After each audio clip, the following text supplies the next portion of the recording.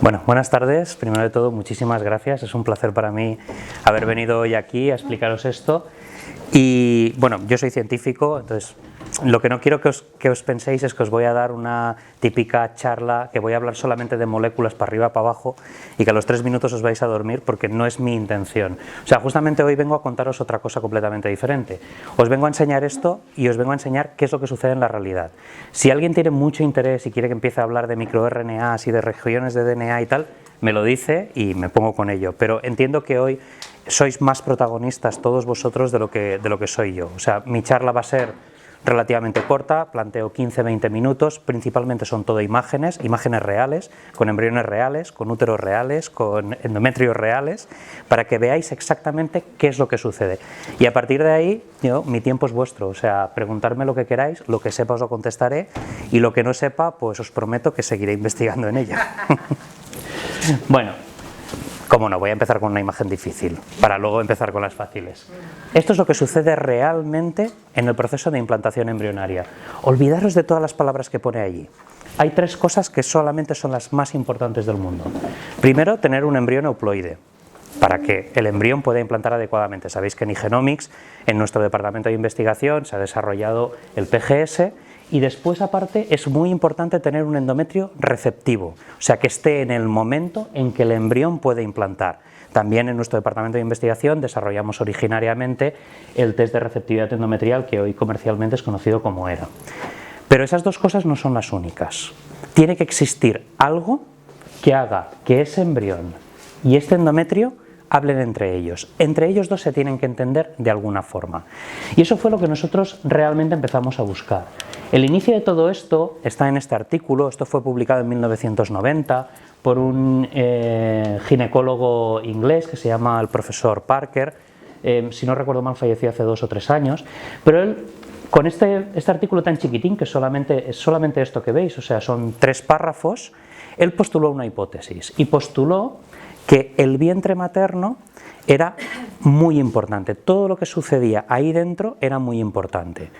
Y diréis, ¿pero por qué? ¿Por qué era importante? Porque él se dio cuenta de una casuística muy específica, y es que pacientes que tenían hipertensión o que padecían de hipertensión, mujeres que padecían de hipertensión, un porcentaje muy elevado de sus hijos también padecían hipertensión, y que sepamos a día de hoy, en ciencia, no hay ningún gen específicamente relacionado con la hipertensión, sino que es un conjunto de factores que producen que eso suceda. Entonces, ¿dónde puede estar la relación que exista entre que la mamá gestante padece hipertensión y el futuro hijo en su edad más adulta o en su edad adolescente empieza a padecer hipertensión? Entonces él postuló lo que se conoce hoy como la hipótesis de Barker, que es que el origen de las enfermedades puede provenir del momento preimplantatorio, justo antes de que se produzca la implantación.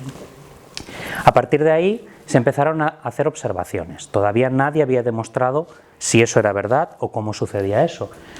Os voy a presentar solamente, comentaros este trabajo. Este trabajo es un estudio que realizó Dana D'Abelea con una comunidad de India, de Arizona. Es una comunidad muy cerrada, una comunidad, sabéis que las comunidades indias que quedan en Estados Unidos son como, exceptuando la parte de Nevada con todo el tema de los casinos y tal, son pues comunidades muy cerradas donde solamente entre ellos y dentro de su propia especie, dijéramos, o estirpe, es donde ellos se relacionan y tal, no hay entrada exterior. Y es una comunidad que tiene una casuística muy específica, tiene un alto elevado índice de obesidad y a la vez un alto elevado índice de diabetes de tipo 2. Y lo que se observaba es que las mujeres gestantes que padecían obesidad y que padecían diabetes de tipo 2, los niños recién nacidos, a pocos años de vida, 4, 5, 6, 7 años, empezaban a desarrollar la misma enfermedad. En cambio, esa casuística no sucedía en las mujeres de la misma comunidad de Arizona que no tenían obesidad y que no tenían diabetes. Por lo cual ya empiezas a ver que eso existe.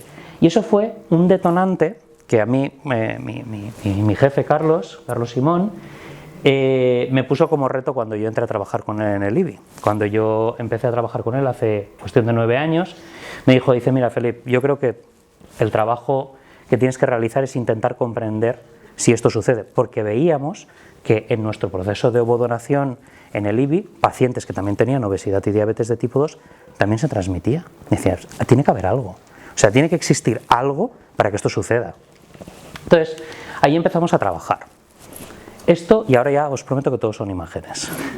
Esto es un endometrio real, esto es un endometrio humano, es una imagen de microscopía electrónica, ¿vale? Estas son las células, las células del epitelio endometrial, las microbiosidades del epitelio, y esto evidentemente es un embrión. ¿Qué es lo que sucede aquí?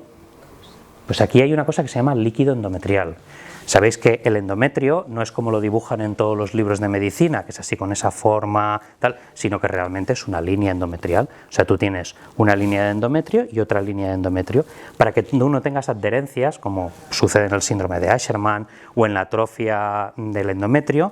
Hay una secreción por parte de las células del epitelio luminal y del epitelio glandular del endometrio que se llama líquido endometrial. Secreta un líquido viscoso que contiene pues principalmente interleuquinas, proteínas, citoquinas, lípidos. ¿Y todo eso para qué? ¿Todo eso para qué está allí? ¿Por qué se secreta? Aparte de que el endometrio lo que hace ese líquido endometrial es evitar que se peguen las dos líneas endometriales, esto se ha visto con los años que está directamente relacionado con la maduración del embrión. O sea, esto lo que hace, estas moléculas lo que hacen es ayudar al desarrollo embrionario. El embrión se nutre y se alimenta de todas estas moléculas. Pero claro, nosotros nos planteábamos, si se están secretando todas estas moléculas, que aparte evidentemente todo esto se ha buscado para predecir receptividad endometrial y todo ese tipo de cosas, si estas moléculas están directamente interrelacionadas con el embrión, ¿podría ser alguna de ellas o otras que todavía no conocemos las que estén implicadas en esa posible comunicación materno-fetal, en ese posible intercambio de información entre la madre y el embrión? Es poco probable, y yo creo que cualquier persona, no hace falta ser científico, pensar que si todo eso está allí y la naturaleza ha hecho que eso está allí y la evolución no lo ha eliminado, es porque tiene que jugar algún papel. Entonces, lo que teníamos que buscar y lo que nosotros nos planteamos buscar es, ¿puede haber alguna secuencia genética que es la que podría producir una enfermedad, la que podría producir un cambio en el embrión que también sea secretada, aparte de todas estas moléculas? Por ejemplo, mRNAs, microRNAs, pequeñas secuencias de DNA. Si eso se secretara aquí, podría ser que también se internalizara. Y si se internaliza, a lo mejor podríamos empezar a entender qué es lo que sucede con esa supuesta comunicación materno-fetal. Esto es una imagen de la Carnegie Collection. La Carnegie Collection es accesible, podéis entrar, está en internet. No sé si lo pone, sí, aquí lo pone. Es Carnegie Collection, si lo ponéis en Google podéis entrar. Y estos son imágenes de microscopía electrónica de lo que sucede en todo el proceso de embarazo. Esto es humano, todos son imágenes humanas. Y este es el momento del inicio del embarazo, es cuando el embrión ha empezado la invasión en las células del epitelio. Y fijaros en una cosa muy curiosa. Todo esto que rodea al embrión, todo esto es ese líquido endometrial. O sea, tenemos el endometrio, tenemos el embrión que está esperando para implantar, y una vez implanta y se produce la invaginación del embrión hacia dentro del endometrio para iniciarse el embarazo, se lleva parte de ese líquido endometrial, y recordemos que en ese líquido endometrial estaban todas esas moléculas y las que todavía no habíamos descubierto. Entonces, todos estos indicios nos indicaban que, bueno, puede ser que exista algo. Vamos a buscarlo. Muy bien, ¿qué hicimos? Pues lo más lógico del mundo, tomar muestras de líquido endometrial y analizar qué es lo que había en esas muestras. Ya sabíamos que no estábamos buscando proteínas, ya sabíamos que no estábamos buscando líquido, estábamos buscando secuencias genéticas, estábamos buscando pequeñas fracciones de DNA o de RNA que puedan provenir de la madre y evidentemente que no provenga de las células muertas del endometrio, porque el endometrio, como todos sabéis, se regenera cada supuestamente 28 días, aunque eso no es verdad, pero en los libros de medicina lo pone.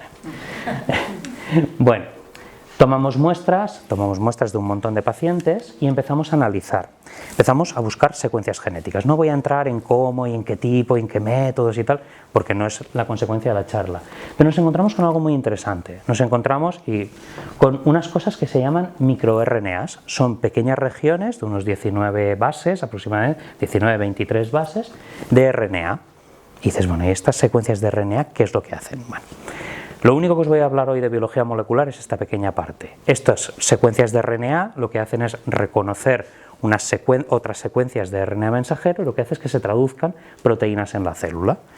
¿Qué quiere decir eso? Hace que se produzcan funciones o que funciones de la célula desaparezcan. O sea, en función de las secuencias de estas secuencias, tú lo que haces es, estas proteínas se expresan, que la traducción de eso será esto pasa en la célula, o estas proteínas no se expresan y la traducción será esto ya no pasa en la célula.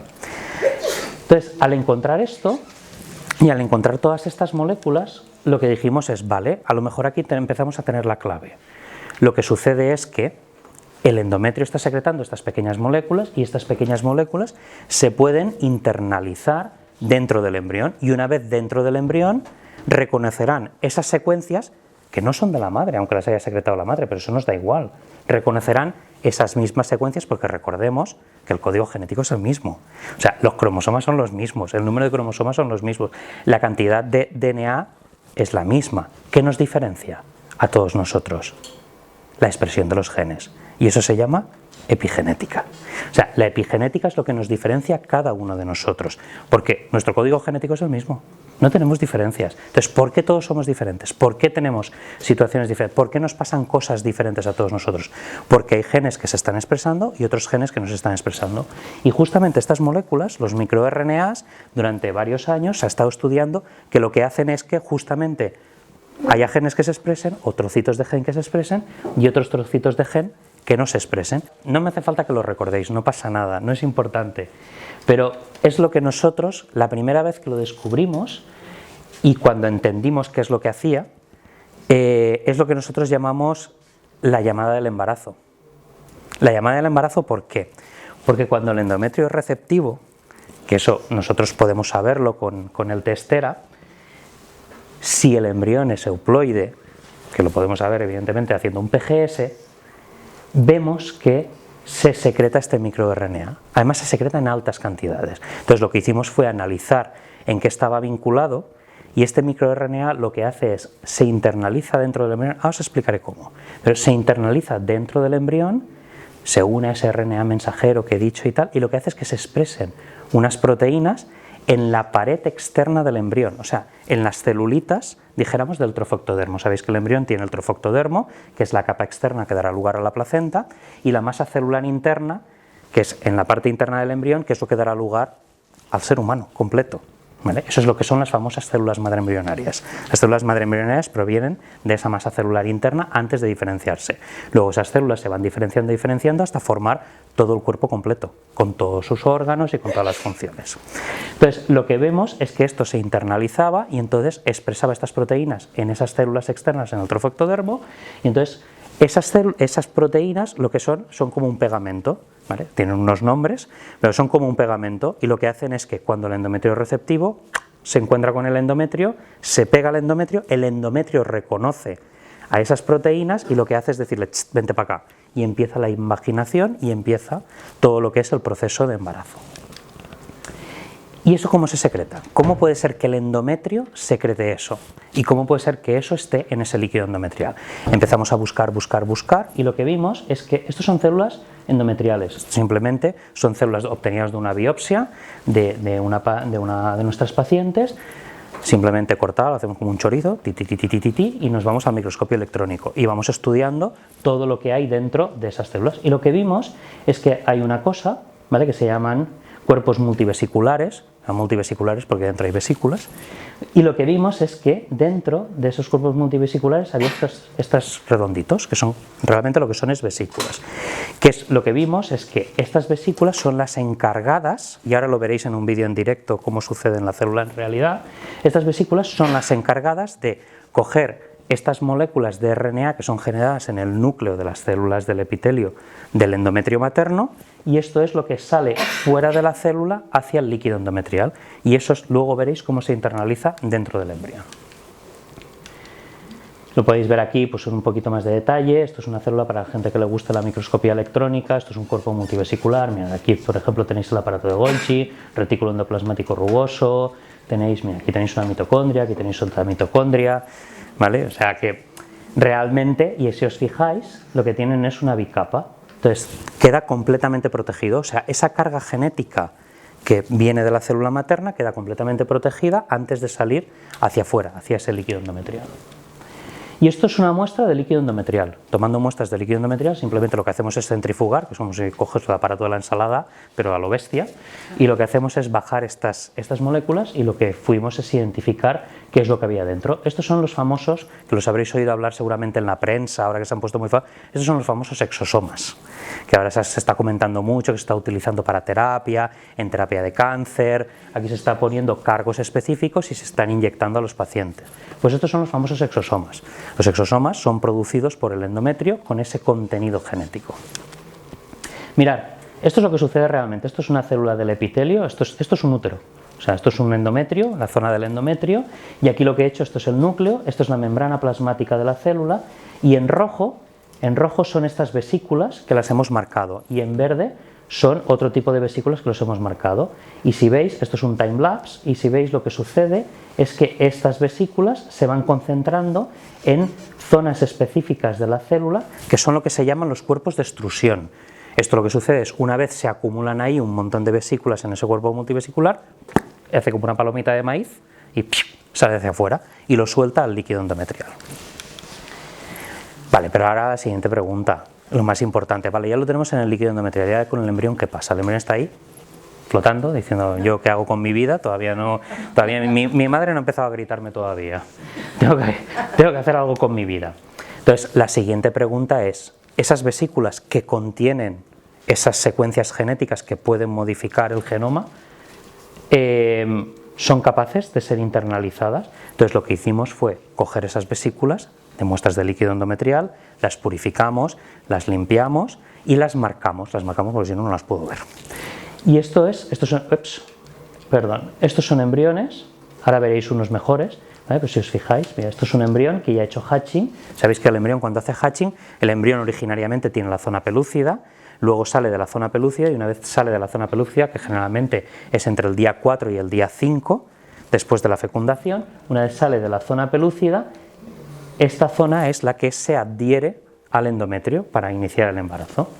Entonces, lo que veíamos es que cuando los poníamos en contacto los embriones con esas vesículas se quedaban pegadas en la célula y se internalizaban por una invaginación. Lo que hace el embrión, la célula, lo que hace es tener esa vesícula tiene unos receptores, hay unas secuencias, unas reacciones químicas, que lo que sucede es que al reconocerse, lo que hace es englobarla. La célula engloba eso como un blebing y se lo mete para adentro. Y una vez lo tiene dentro, lo procesa. Y ya la célula, esta discusión ya decide si lo destruye o no lo destruye, si lo identifica o no lo identifica. Pero eso no es la discusión de hoy. Fijaros, esto es un embrión, ¿vale? Estos son las células del trofectodermo del embrión. Si os fijáis, esto es una célula, esto es otra célula, esto es otra célula, estos son las diferentes células que forman la estructura del embrión. Y estos son los exosomas. Estos son embriones, que lo que hemos hecho es purificar esos exosomas del líquido endometrial de pacientes y ponerlos en contacto con el embrión y ver exactamente qué es lo que puede suceder. Esto es microscopía de barrido. Esto, fijaros, las células del embrión lo que tienen son estas vellosidades, que son las que realmente ayudan a adherirse. Es un poquito lo que os contaba antes, son, entre comillas, las proteínas esas que se expresan, acaban generando esas vellosidades, que son las que se adhieren a ese endometrio. Y esto es un exosoma pegado a esas vellosidades, que es el que contiene ese material genético que nosotros hemos identificado. Fijaos qué bonita esta imagen. Esto es una célula, esto es otra célula, esto es otra célula y esto es otra célula del trofectodermo, de la bola. O sea, sabéis que el embrión es como un balón de fútbol. Entonces, y este es el exosoma que se queda justo pegado entre las interacciones entre las células. A mí esta foto me encanta, pero no puedo deciros que es verídica al 100% lo que os voy a contar, pero me parece súper bonito y siempre lo cuento en todas mis charlas. Fijaros, esto es un exosoma que se ha abierto, o sea que está, dijéramos, se ha abierto. Y fijaros qué es esto. Esto es un poro celular, esto es un poro de la superficie de la célula del embrión. Y si en un mundo ideal, que a mí me encantaría, es que si nosotros cogemos esto, yo la imagen tridimensional la tengo bastante fastidiada, el tema de ser hombre me ha fastidiado bastante en ese tema, pero si esto lo movemos y lo rotamos, justamente encaja en esta zona, que sería el momento en el cual el exosoma es reconocido por la membrana del trofectodermo y está empezando a verter su contenido o a internalizarse hacia adentro. Es una suposición, ¿eh? O sea, yo sé cómo entra, pero no sé si en este caso era así. Lo vi así, me pareció súper bonito y la utilizo siempre porque creo que es súper visual de lo que realmente acaba sucediendo. Fijaros, esto ya nos vamos a microscopía confocal y esto, las células en verde son las mismas que habíais visto antes, esto es epitelio endometrial y esto es un embrión. Y esto es un embrión que lo que hemos hecho primero, hemos incubado el embrión con esos exosomas, los hemos marcado, son los que vosotros veis en rojo. Los hemos dejado que se internalicen y entonces lo hemos puesto en contacto con ese epitelio y ese epitelio le ha transmitido ese embrión cuando está empezando a internalizar. Esto está hecho in vitro, esto no es, o sea, lo otro es todo real, ¿vale? Esto está hecho en el laboratorio en condiciones controladas. Son embriones y evidentemente son embriones, evidentemente es tejido del endometrio, hemos obtenido una biopsia, hemos separado el epitelio, lo hemos plantado en una monocapa y lo que hemos hecho ha sido preincubar los embriones con esas vesículas y una vez los hemos incubado lo que vemos es cómo el embrión, dijéramos, haría el proceso de invasión. Y esto es lo que sucede en el embrión. Cuando el embrión, ¿os acordáis que os he dicho la zona pelúcida? Esto es la zona pelúcida del embrión.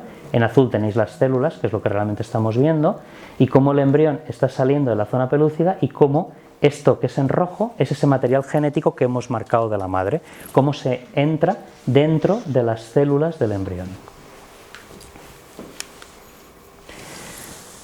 Para resumir, y a partir de dentro de nada, os dejo que me preguntéis todo lo que queráis. ¿Qué es lo que hemos visto que sucede? Hemos visto, estos son las células del endometrio, las células del epitelio endometrial, esto dijéramos, esto es el líquido endometrial y esto sería el embrión, o sea, imaginaroslo esto tridimensionalmente. Nosotros tenemos nuestra línea endometrial, tenemos secretado ese líquido y tenemos el embrión ahí flotando que todavía no se ha adherido. ¿Qué es lo que hace la madre y por qué a ese microRNA específicamente el MIR30, aunque no he incidido mucho sobre él, le llamamos la llamada del embarazo, la llamada de la madre hacia el embrión o el primer grito? Porque la madre lo que produce son estas moléculas, concretamente son microRNAs, aunque ahora estamos estudiando también regiones de DNA y tal, pero bueno, estos microRNAs se producen en el núcleo de la célula.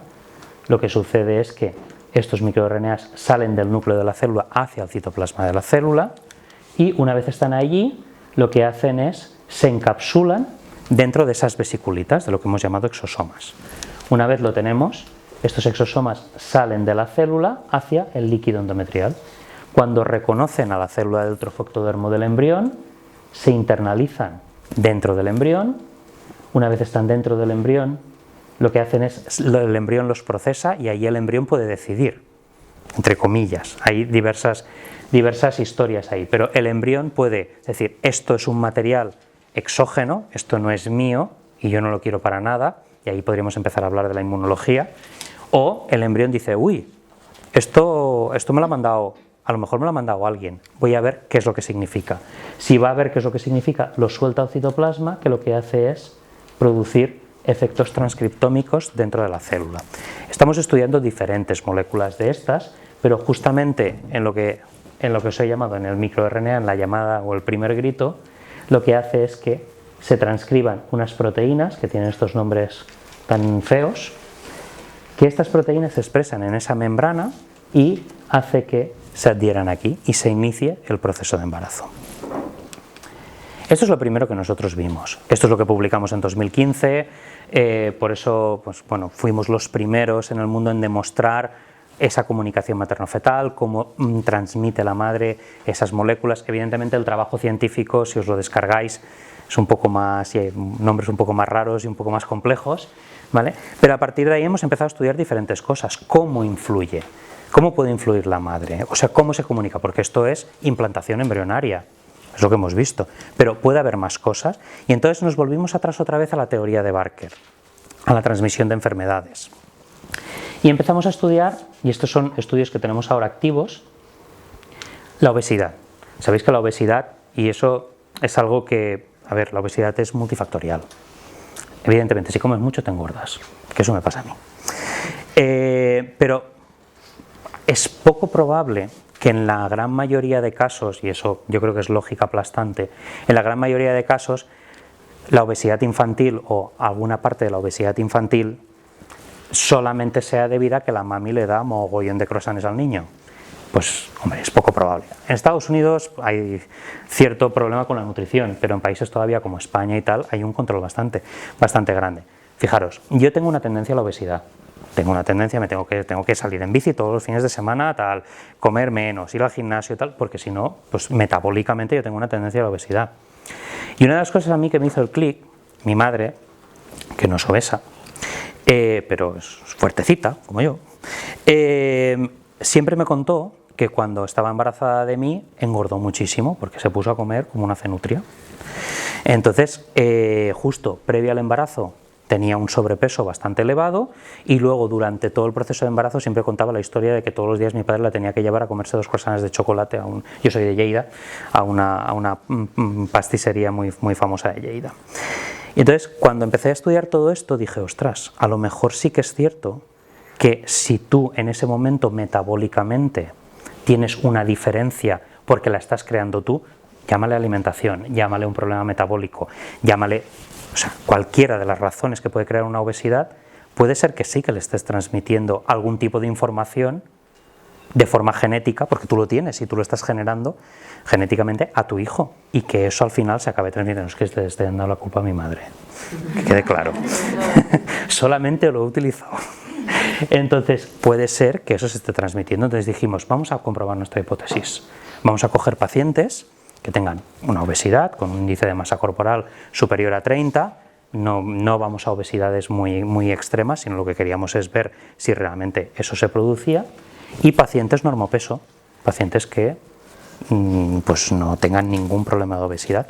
Analicemos esos líquidos endometriales y vamos a buscar si hay componentes genéticos que se puedan transmitir al embrión y que puedan modificar genéticamente al embrión para tener esa tendencia. Sabéis que la epigenética justamente es eso. O sea, ahora en toda la prensa sale, si fumas se te va a modificar epigenéticamente tal porque se te va a metilar no sé qué del DNA y entonces con esa metilación vas a tener un cáncer de pulmón, porque eso es provocado porque fumas, por tus hábitos, por tu no sé qué, porque modifica genéticamente. Es lo que hemos dicho al principio, los genes son los mismos, los genes no han cambiado. ¿Qué es lo que cambia? Expresiones específicas de tus genes. Genes que no tendrían que estarse expresando se expresan, y genes que se tendrían que estar expresando se quedan en silencio, y eso es lo que provoca todos esos cambios. El humo de los coches tal, la vida sedentaria no sé cuántos, todas esas cosas van produciendo modificaciones. Pues nosotros nos planteamos, puede ser que uno de esos factores sean estas secuencias genéticas. Entonces cogimos pacientes, y eso todavía es un trabajo que estamos haciendo, pero para que veáis un poquito cómo influye la madre sobre el embrión, pacientes obesas y pacientes normopeso, y analizamos sus líquidos endometriales. Tomamos muestras de líquido endometrial, como ya sabíamos hacerlo porque lo habíamos hecho antiguamente, purificábamos los exosomas, veíamos los microRNAs, las secuencias de DNA, analizábamos todo y buscábamos secuencias de RNA que nosotros sepamos que están implicados con cambios en el proceso metabólico.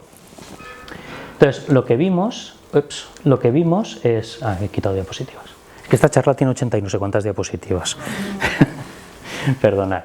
Entonces, lo que vimos es que había un aumento de secreción de microRNAs en las pacientes obesas en el momento de receptividad endometrial, porque lo que hicimos es, vamos a tomar muestra de la misma paciente en un momento perreceptivo, o sea, cuando aunque haya un embrión no se va a quedar embarazada nunca, y en el momento de receptividad, que es cuando realmente si tiene que transmitirle algo, lo tiene que hacer en ese momento. Pues sabemos que la biología es muy sabia, mucho más que nosotros que no entendemos nada. Entonces, cogimos esas muestras y comparamos, y eso lo comparamos con las pacientes en normopeso. Y lo que encontramos fue nombres raros de los míos, ¿vale? Pero secuencias genéticas que hemos demostrado que se internalizan dentro del embrión, que están directamente relacionados, pues mira, con la resistencia a la insulina, regulan el metabolismo del colesterol y los triglicéridos. O sea, todo eso va poniendo marcas en el código genético que acaban provocando, pues eso, una tendencia o un cambio metabólico hacia la obesidad. Estamos haciendo lo mismo con diabetes. Entonces, todo eso estamos viendo que sí hay una implicación.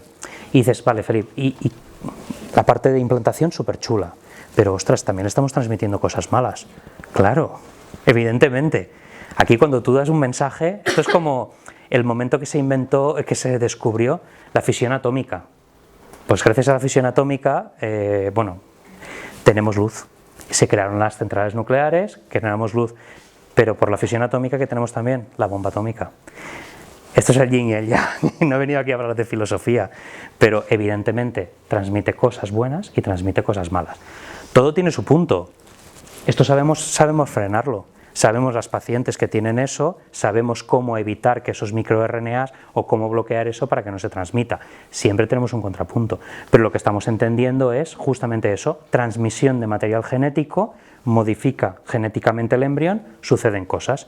Puede ser que la modificación sea la famosa llamada del embarazo, ¿y eso se puede utilizar? Sí, claro. Ahora, por ejemplo, estamos en un estudio en que sintéticamente esos microRNAs, que los podemos crear en el laboratorio, los podemos poner en los medios de cultivo para mejorar la adherencia de los embriones euploides, bla, bla, bla, bla, en el momento de hacer un transfer embrionario. O sea, todo tiene su punto bueno y su punto malo, ¿vale? Pero justamente es eso, transmisión siempre de las dos cosas.